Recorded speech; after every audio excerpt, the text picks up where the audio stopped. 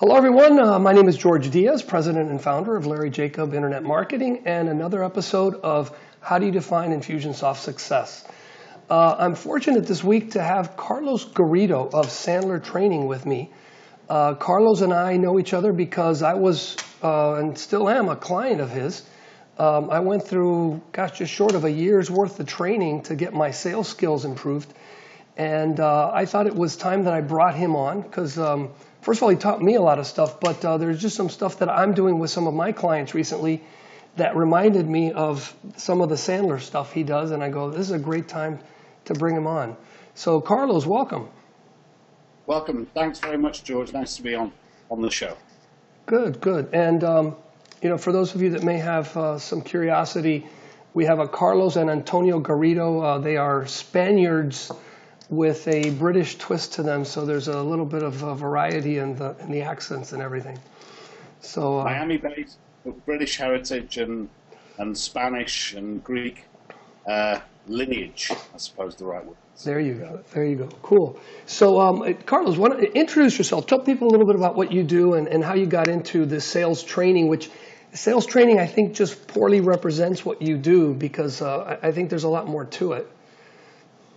Well, thanks. Yeah, I think there is a lot more to it, and I think that, and it's a great question because when a lot of people hear the phrase sales training, they get these images of big and brush and brash and on a stage and talking to a big group of people to get them fired up and loads of energy and vigor into their processes and their attitude and what we find at Sandler is that, because my brother Antonio and I own the Sandler business here in Miami, and we're training salespeople every day. We're training managers and leaders of company and sales teams how to get better results. And what we find is if you go on a stage in front of a big group and you work attitude, and you get people really passionate about what they're doing, they all run out of the door and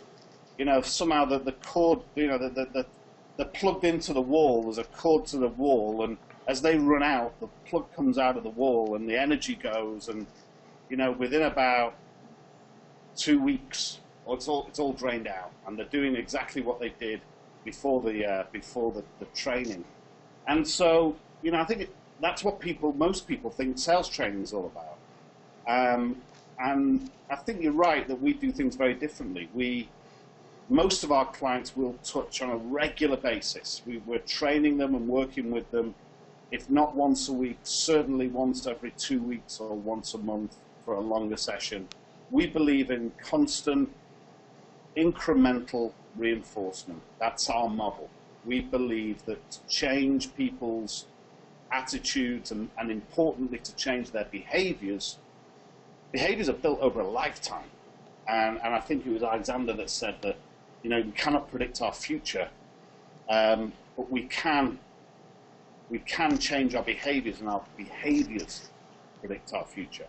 So we believe that we can change behaviors with a regular program of constant reinforcement, and using that model, we bring what we think is the leading sales process and sales behaviors to sales teams, and we've been doing it for many years. We've been the Sandler methodology and this training methodology has been in market for something like 50 years, and we've been helping clients like you in South Florida for maybe 3-4 years. Yeah, and I mean, interestingly enough, I met your brother Antonio through the Chamber of Commerce here. Just we're part of our networking, and I approached him because I thought it made sense, given that we sell online marketing tools, tactics, consulting services, that it made sense for us to partner up in some way. And I think I coughed up a check before I walked out of that office the first day, a little bit because he's a really good sales guy, but also because I knew I needed this. I see, in my business, I get a decent amount of leads, and for me, a lead is like a pot of gold, and it's like I cannot afford to lose any single one of them. And the process that I learned from you guys, which I use to this day, has been priceless. And the reason I thought to call you, like I mentioned earlier, is that I have this client, and he's got the problem with his leads going dark. So he'll come up, he'll do a proposal, he'll have what he thinks is something really good, and then before you know it, nobody's answering the phone. And so we actually built a going dark campaign on him, which I think was appropriate for then, but just as important is what did you do before that maybe could have proactively kept it from going dark. So that's why I thought to call you and see how do we, can we discuss that and what are the things that you think to do then? Well, I think it's really smart of your client to come to you and say, what kind of system can we institute? What can we adopt that's a systematized approach to a client that's gone dark? I'll tell you why I think that's really smart of the client is because, first of all, I'm a big believer in business as systematizing everything. Anything that can't be systematized, anything that's personality-based is typically a route to disaster. If you really want to build a business, it has to be systematized. And these days, the natural translation of that is into technology, and that's what you're all about. George, in your business, you're about creating those automated systems that are really quite powerful in marketing and in selling, really powerful. So it's really smart to go to identify a problem and say, okay, what system can I put around it? Because we all face dark clients, right? So the other smart thing I think your client did is to think, rather than what a lot of people would think, which is that, prospects are prospects. And, that's what prospects will do. They'll go dark on you. They'll tell you one thing. They mean another thing. Buyers are liars. People have these preconceptions about bad prospects, and they're faced with tough markets. And they're not, very rarely do we see someone with the self-awareness to be able to look at themselves and say, what did I do that created this problem? And what can I do now to take responsibility for it and fix it? So I think real smart client, recognize it's a problem that he can affect, he can change, rather than what most people would do, which is accept it. And then secondly, recognize that if it's something that happens a lot, and we'll typically say, if you see something happening 2 or 3 times, we're probably able to see a pattern. Right. He recognized the pattern, and he said to you, right, I've now got a pattern, that means I need a system, come to you. So we're all faced with these, with prospects that go dark. In many ways, we give them permission to do so. So, there's a phrase in Sandler, which is there are no such thing as bad prospects. You can't get upset at a prospect for doing something that you didn't tell him he wasn't allowed to do, okay? Right. Or she wasn't allowed to do. And I doubt that at any time that client said to his prospect,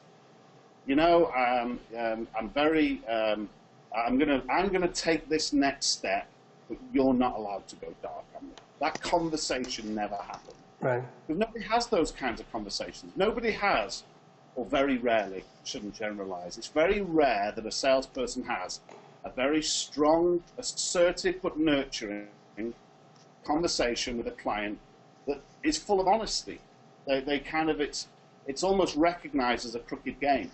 And if you try and play a crooked game straight, then you're dead. And that's how most people approach sales. They recognize it as a crooked game, and they've got to play crooked. Now, we don't believe in that. We don't believe in manipulation. We believe in being able to structure very honest conversations that's full of the human psychology, full of the science of human behavior. Right. So that you can, when you've got a client that's gone dark, somehow that client felt he had permission to go dark. And because people don't do things, the world isn't full of monsters and horrid people. The world's full of very nice people who are typically very uncomfortable. And they've typically gone dark because either they felt they had the right to, or they got extremely uncomfortable in the process they were in. And so, for example, like give me an example of something that would keep someone from calling you back. Well, let's say insurance industry.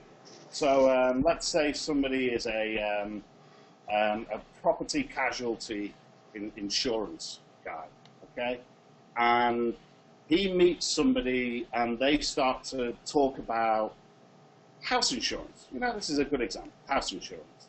So they'll start talking to the person selling the house insurance, the insurance agent, about insurance. And the fact is that there was never really a good identification of whether this was a buying cycle or an educational cycle, okay? And the prospect is probably just interested. We find a lot of our clients wasted a lot of time before they met us selling to interest and curiosity. So the prospect feels the way to get education out of this agent, who's the expert, is to seem like a buyer. Because if I seem like a buyer, this agent is going to be doing the things I ask him to do because he or she wants to sell me the insurance. So I'm going to pretend to be a buyer. Straight away, we've got a conversation, we've got a crooked conversation. It is that there is no honesty in it. Agent, at the same time, is thinking, got one. My job now is to manipulate this person into buying.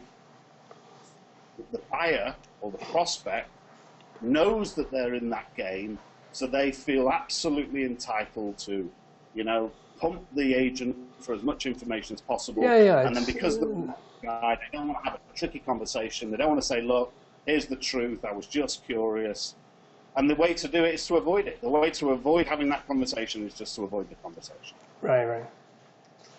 And I tell you what, it's interesting, certain tactics that I learned from you guys, and there are things that I put into this campaign in the copy, where it's kind of like, hey, I haven't heard from you in a couple weeks. If there's anything I did to offend you, please let me know. I hope I didn't cross some unspoken line. Please forgive me, so that you're kind of giving the person permission to jump back into the conversation, kind of to save the other guy, because you're already putting the other guy in a bad situation by not returning his calls. These are. I have a client. It can seem that this idea that you're going to generate, you'll rekindle a prospect. It can seem self-serving, and so a lot of people get a little uncomfortable with this self-serving exercise of, please buy from me, I need the commission. And it was interesting, I had a life insurance client who came to me and said, I need help closing because I had a prospect that I let dwindle and wane, and the prospect, he kept him on the hook for months and months, and the prospect died. And every life insurance agent who's been in the business for a long time, they'll tell you the same story, and the agent felt responsible. Right. Because the agent knew that they needed to conclude this transaction, and for whatever reason, the prospect was sort of, was being very reticent to take it over the line. Now, I remember once I was a prospect of somebody who was selling this very specific pension solution, very specific for UK expats in America. Right, so there aren't many of us, people like me, in America, naturalized, but from the UK with UK pensions. They have this beautiful product. And it made a lot of sense for me, but I was uncomfortable. I knew that to understand it, I was going to need to devote a lot of time. And even though it wasn't costing me any money, it was making me money, I couldn't invest the time into it. And so this guy rang me and rang me and rang me and he was only trying to do me a service. And with that call, it got more uncomfortable. Well, the longer it goes, the more uncomfortable it gets, right? More uncomfortable. And then one day I got a call off this guy's boss, and the guy said, "Hey, listen, we're going to close this file. We get it, no problem. It isn't for you. We've been chasing for quite a while." And then I was suddenly stimulated into action. I said, Phil, whoa, don't close this file. I really need to do this. And the idea that I could lose it was enough to get me over the line. Because people are more motivated by loss than they are by gain. It's been proven many times in many psychology studies that loss is a much more powerful motive. In fact, there was a really interesting analysis done by Freakonomics, I think it was. It was Gladwell Freakonomics, where they did the pin study, the pin. There was a pin trading study, that showed how much more motivated people are by loss than by gain. And the idea that I was going to lose this opportunity not only got me into action, got Antonio, my brother, his wife, he got a load of business out of me that I promise you now, 2 years on, he would never have got if he'd have been chasing me down. Because every call got more difficult. Right. And that's why I'm sure in your campaign that you put together for your client, because you've been a good student of ours for a long time, there was one of the emails that gets sent is a close the file email. Hey, listen, I get it. We've gone another way. We're probably not the right fit for you. If I haven't heard from you by the end of the week, we're going to shred your information. We take customer information very seriously, and we will shred that information. And if you want to re-engage, please re-engage with us. That is a beautiful example of taking something away from somebody. And we see time and time again with clients that has stimulated that email or that messaging, that voicemail that says, get it, taking it away, stimulates a lot of activity. Yeah, so and that's, I think what most helped me was all these counterintuitive things. I mean, I'll just, the one thing, what is it, exploding the bomb is the expression, where, at the very beginning of conversations, something that in the past I would have never even dared to do, but, I bring it up, I go, by the way, I want to be upfront with you, we're by no means the least expensive folks out there. We're probably not the most expensive, but we're not the low-hanging fruit price guys. Is that okay? And it's like you just throw that out there from the beginning. And even if it does intimidate the customer, it opens up a conversation about pricing. You can read information, and I want to say 90% of my sales conversations are over the phone. So I don't have the body language to read. And it's interesting how things that I would have never thought to do are great information gathering tactics. I have a client, a telecoms client, and they had a process. Before we fixed their process, their sales process, they had a process which took the client all the way to a proposal. It would actually, before we touched it, there was still quite a lot of qualification before they got to a proposal, but it really wasn't very hard qualification at all. So they got the client to a proposal, and then the proposal would sit on somebody's desk gathering dust for 2 weeks while the client or the prospect went shopping and shopped other proposals and started lining them up. And then they would typically get pushed back on really quite meaningless terms and conditions, And they said the one that they get stuck on most was the fact that they require their customers to take a 36-month contract term. So I said to them, well, if you're really getting this bullet fired at you a lot, you need to take the bullet off them. If there's a bomb that's going to explode, the best way to deal with it is to defuse it before it explodes. And so this client now, in their very first interaction, says, hey, George, I really appreciate spending some time with me. Probably going to be talking for about an hour. We're going to talk about my agenda, your agenda. At the end of this, we might decide there's not a fit, and that's fine. But we may decide that there's an important next step. This is what that next step looks like. But, before we go any further, George, I think, a company like yours, it might be worth us just trying to get a few of these things that I think might get in our way off the table. For example, some companies don't like the idea of contracting for 36 months. And our contract term is 36 months. And if that's a problem, then, really, I could probably give you another 45 minutes of your day back. Now, what does that have in it? Prospect, first of all, loses something, the opportunity to find out about you. Right. Second thing, because the prospect hasn't got what he wants out of the meeting yet. And typically, they'll say, no, 36 months is fine. Now that's a bullet that can't be shot at you. So we take those bullets away up front, and then you can have an honest conversation.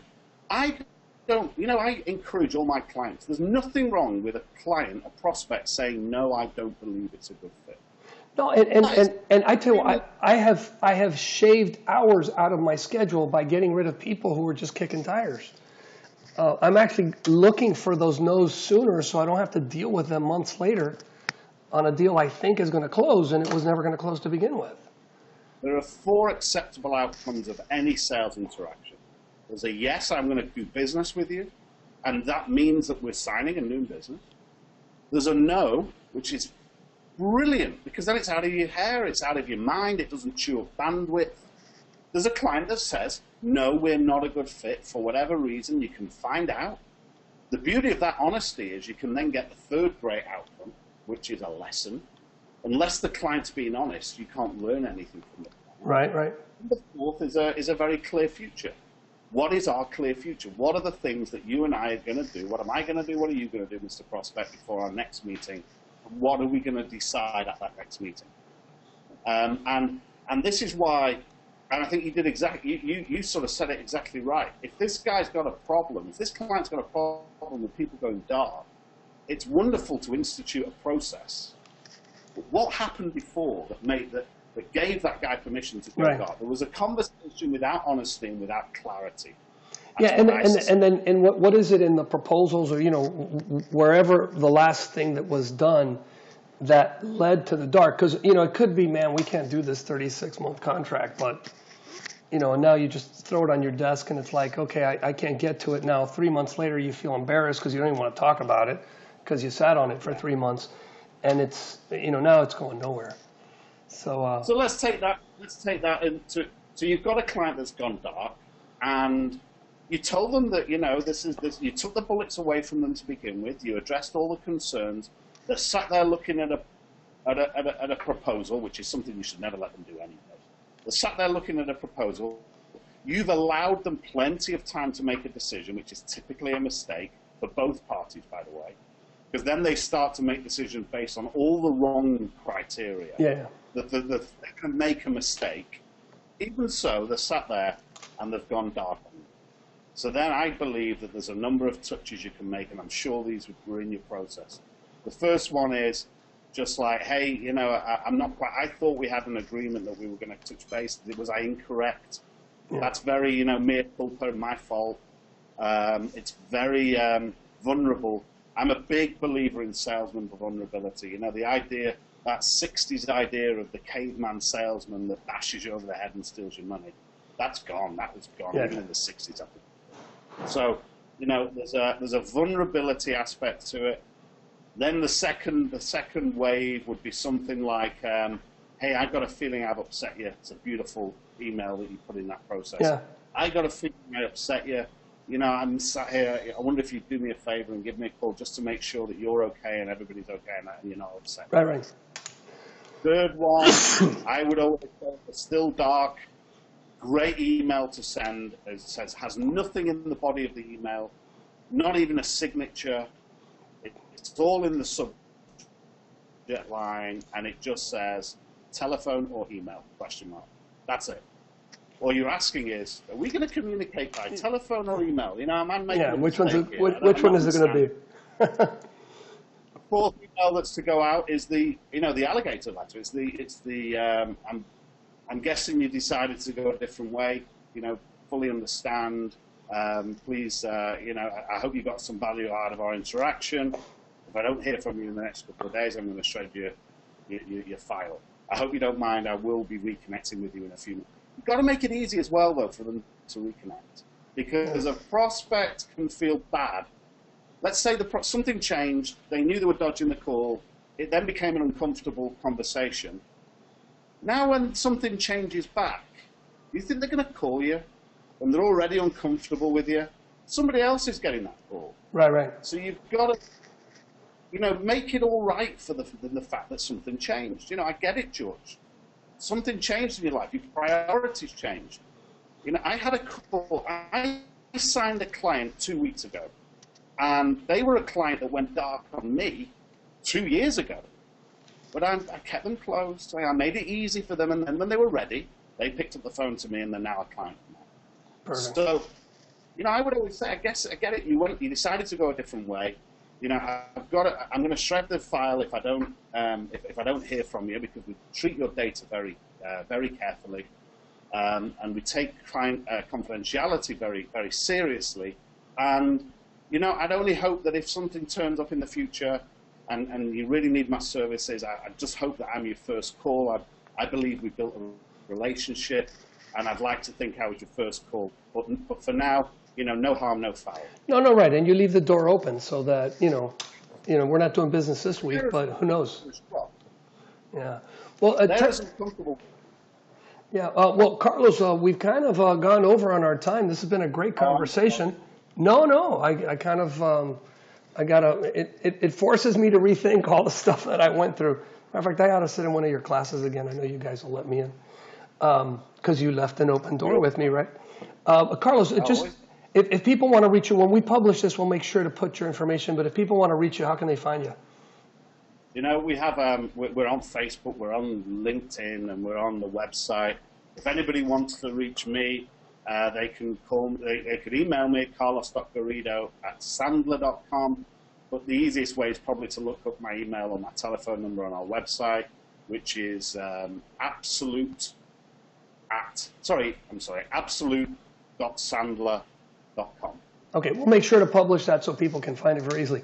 But hey, thank you so much for your time. I really appreciate it, and maybe we'll have you again sometime. Beautiful, George. Love it, and you're always welcome in our training room. Okay, take care. Every Wednesday. Thanks.